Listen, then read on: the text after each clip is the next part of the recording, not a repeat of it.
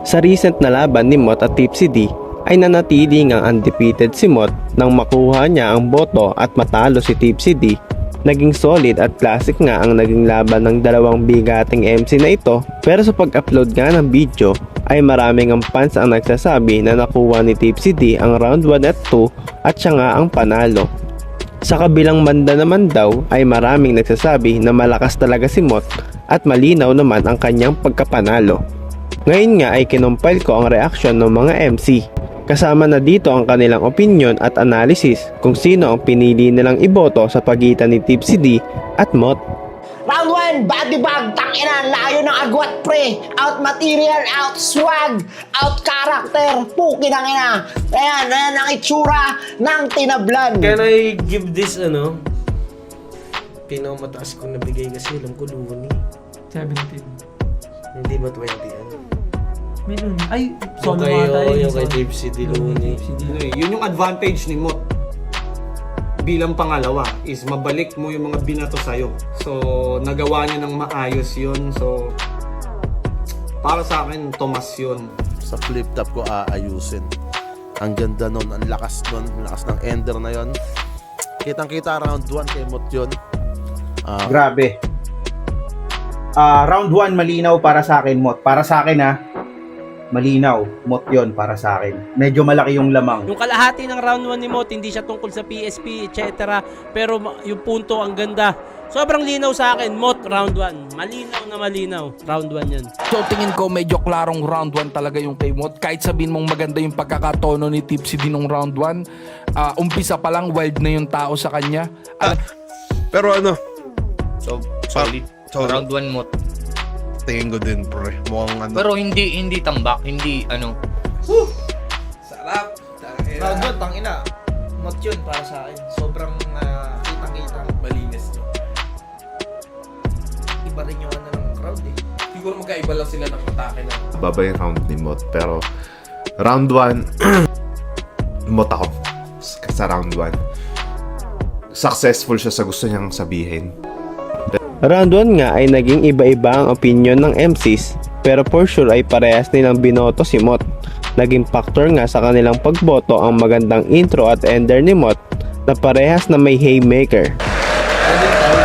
Round 2. Or Tipsy D. Nung live para sa akin, Tipsy D. malayo. Pero dito dikit. Pepsi D, pero dikit na dikit. So tingin ko pwedeng masabing tabla yung second round. Yung round 2 tabla ng Mot versus Tipsy D. Kasi okay din naman yung pulutan ni Tipsy.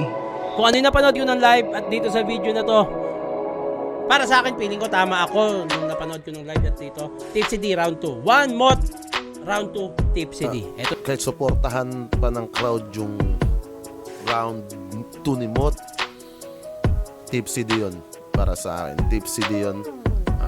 20 minutes, 20 seconds lang yung laman ni Tipsy D.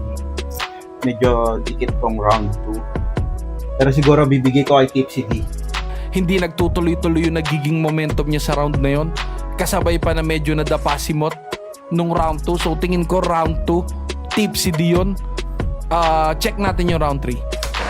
Kung ako tatanungin mo sa tingin ko, it's either na pwedeng tablahin mo or para may ganun itipsy din mo para sa akin. Kasi sabihin na natin okay, effective yung mga banatan din na yun. Siguro sa angle magkakatalo. O sa angle magkakatalo. Sa Maganda yung mga sinabi niya pa rin, pero mas natripan ko si Tipsy D sa round 2 at mas malinis.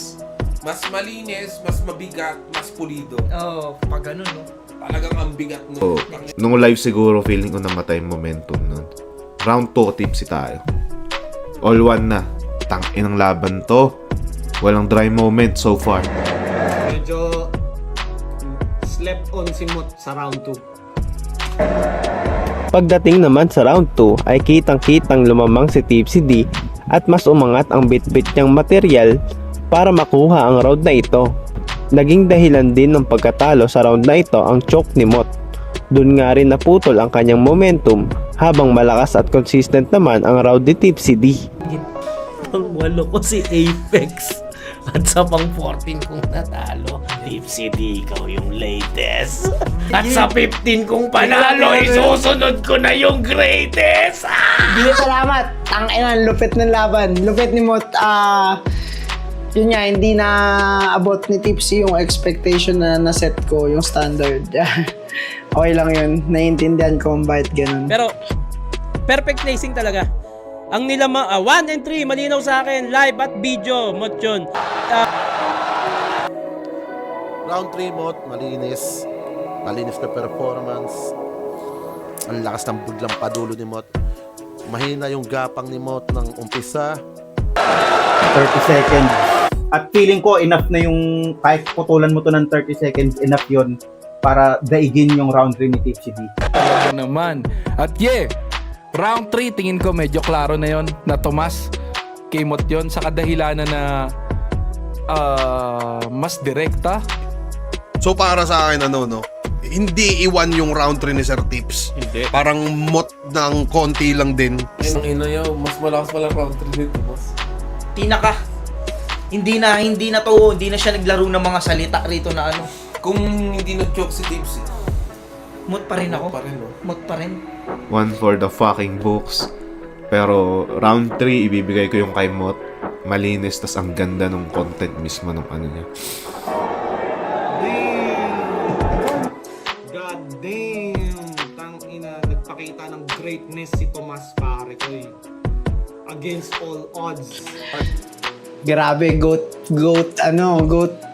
list na talaga to si Mot.